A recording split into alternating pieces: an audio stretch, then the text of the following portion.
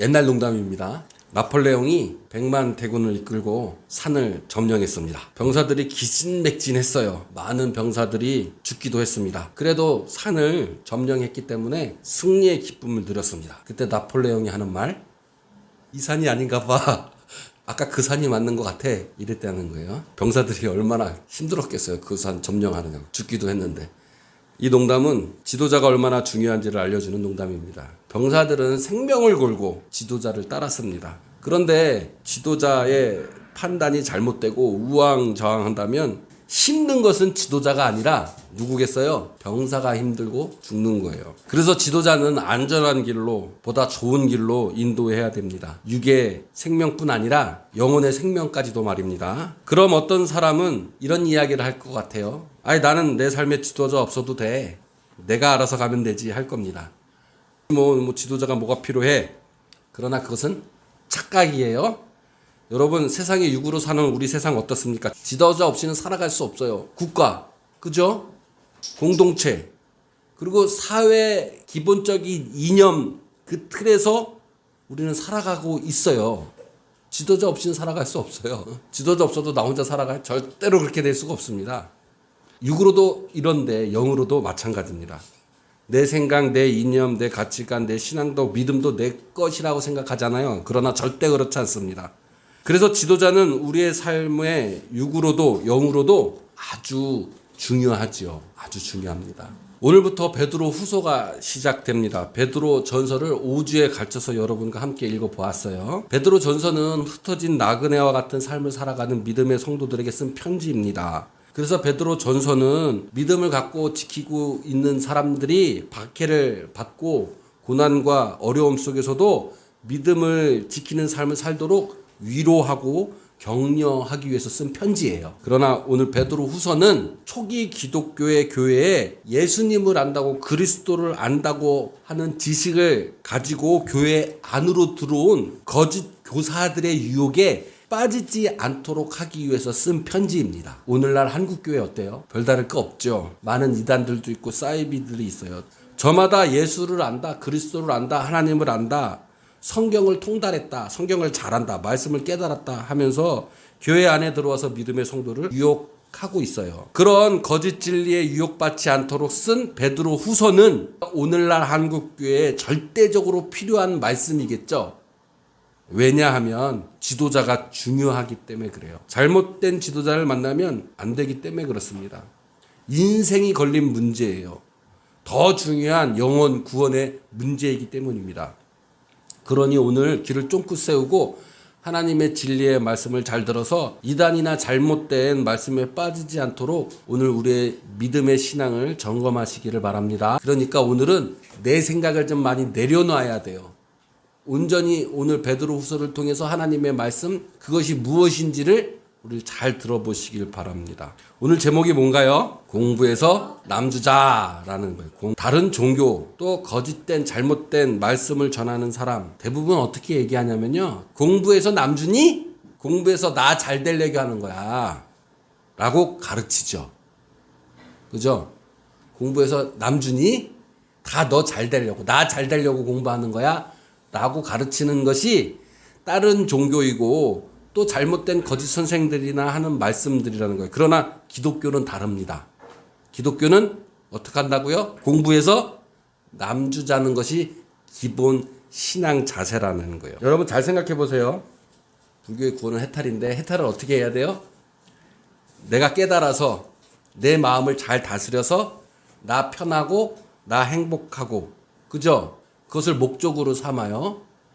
이 목적을 이루기 위해서 수단으로 어떤 것을 삼냐면 이타적인 삶, 무소유, 자비를 이야기합니다. 목적은 뭐예요? 해탈이에요. 나 해탈하는 것. 틀렸나요?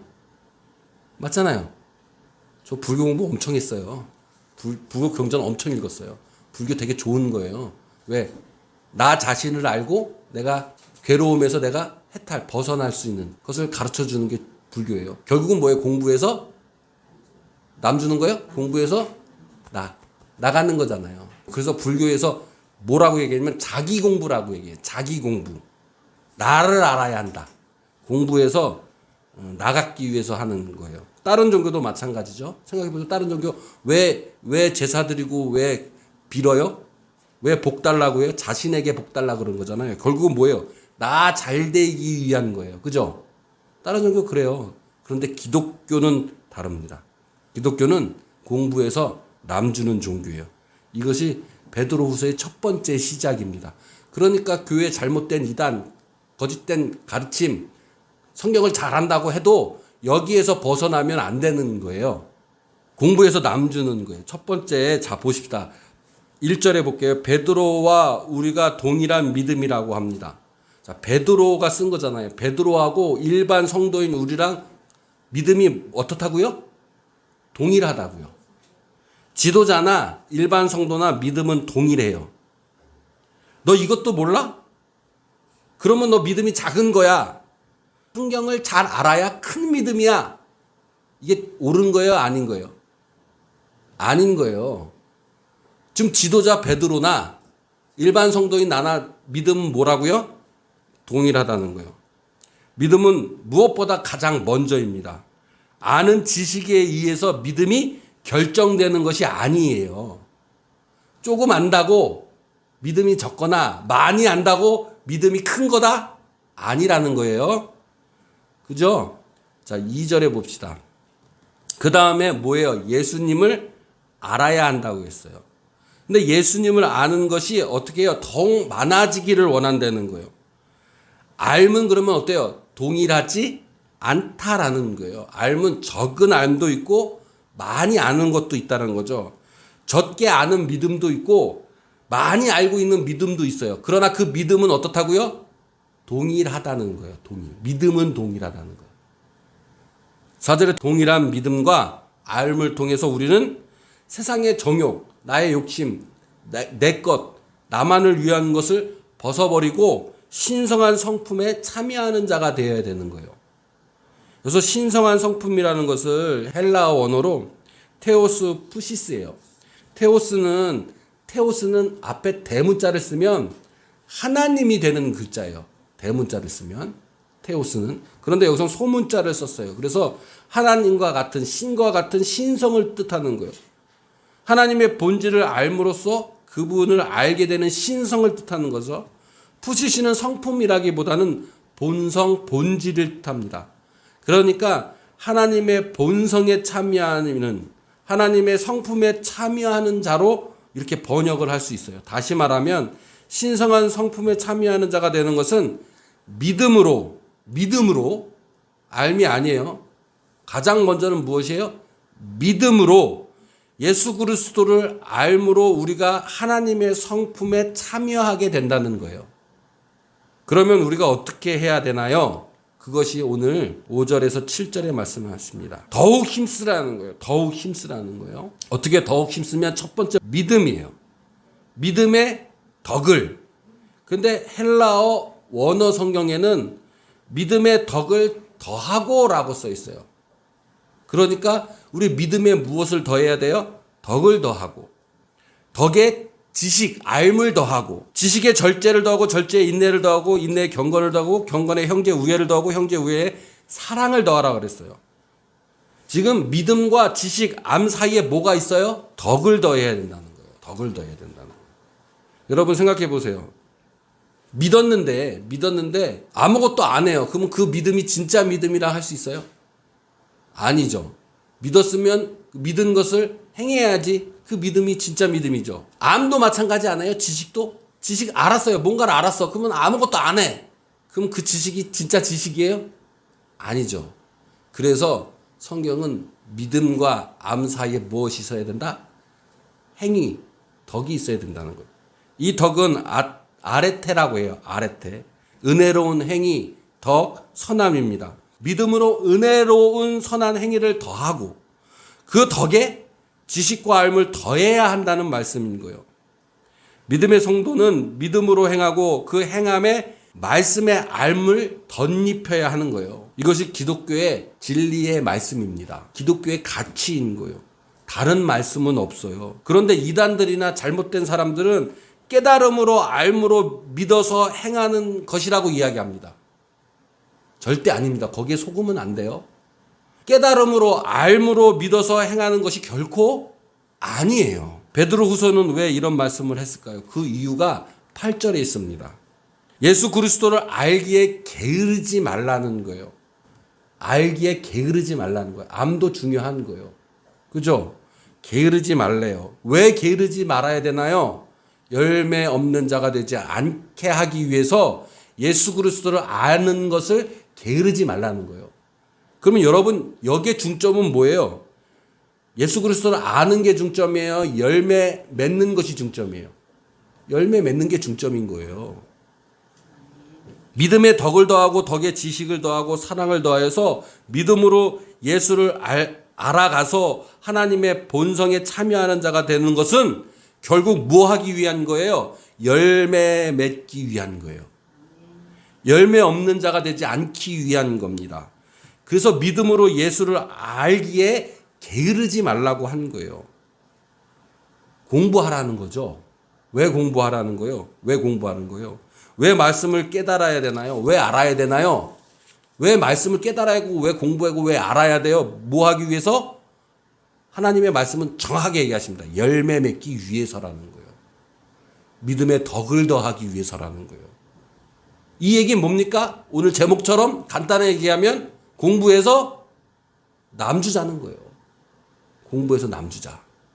공부해서 나가는 것이 아니라 공부해서 남주자는 거예요. 다른 종교는 나의 괴로움을 벗어나고 나를 위해서 자기를 위한 것이라면 기독교는 믿음으로 자신의 괴로움을 벗어나서 알므로 남에게 평안을 주기 위해서 그 가치를 실현하는 믿음이 기독교의 가치라는 거예요.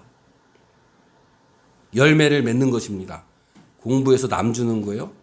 그 얘기는 나를 통해서 내 주변 사람들이 축복을 받는 거예요. 이것이 기독교의 가치인 거예요.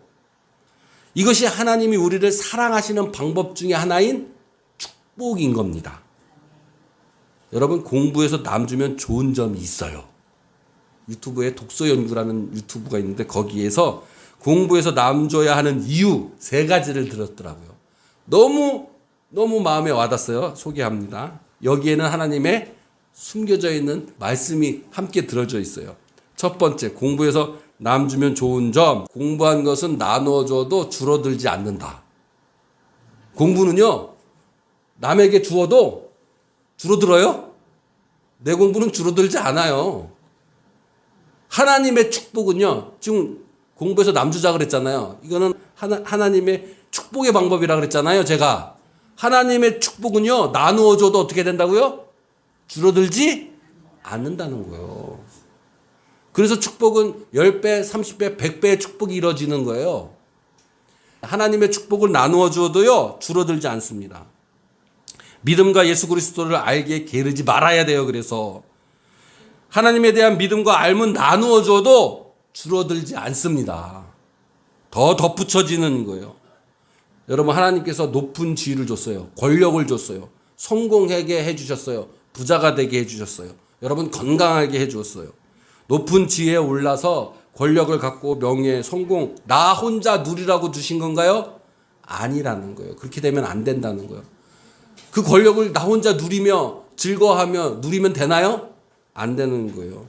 나의 성공과 권력과 성공과 부는 나누어 줘야 하는 거예요.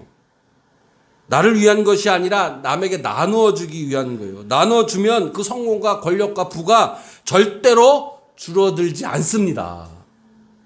이게 기독교 신앙의 가치예요.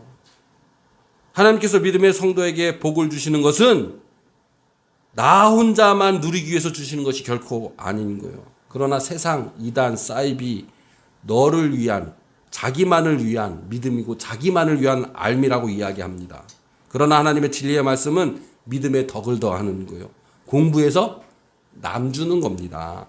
두 번째, 공부해서 남주면 좋은 점이 뭐냐면 아웃풋 중심으로 공부하면 장기 기억한다는 거예요. 아웃풋 중심으로 공부를 하면 장기 기억을 한대요. 영원하단 말이에요. 영원하단 말이에요. 서울대 학생을 위주로 조사를 했대요. 서울대 학생의 공부법 중 어떠한 한 점이 특이점이 있다는 거예요.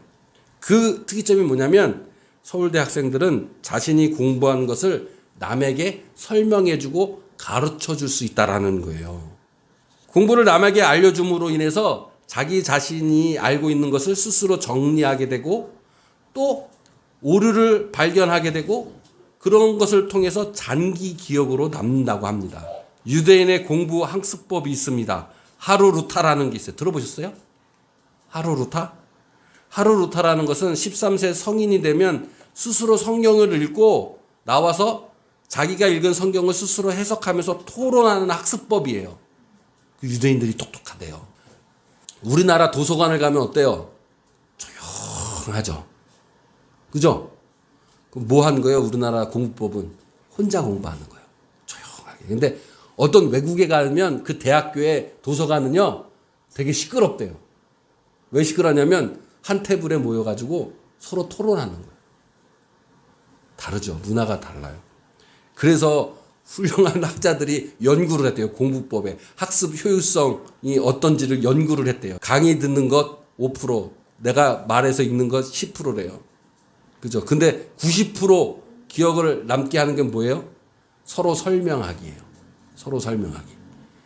그래서 요즘은 자기가 공부해서 모여서 토론하는 학습이 굉장히 큰 장기 기억을 남는다는 거예요. 인풋이 아니라 무엇 중심으로? 아웃풋 중심이라는 거예요. 공부에서 남줘야 된다는 거예요. 그러면 영원한 기억이 남는다는 거죠. 그 효과가 10배, 30배, 100배가 되는 거예요. 이게 축복의 원리입니다. 하나님의 사랑, 축복, 인풋 중심이 아니라 아웃풋 중심이 돼야 된다는 거예요. 여러분 하나님 사랑 받았어요? 은혜 받았어요? 그러면 나만을 위한 인풋이 아니라 나를 통해서 어떤 중심으로? 아웃풋 중심으로 가야 된다는 거예요.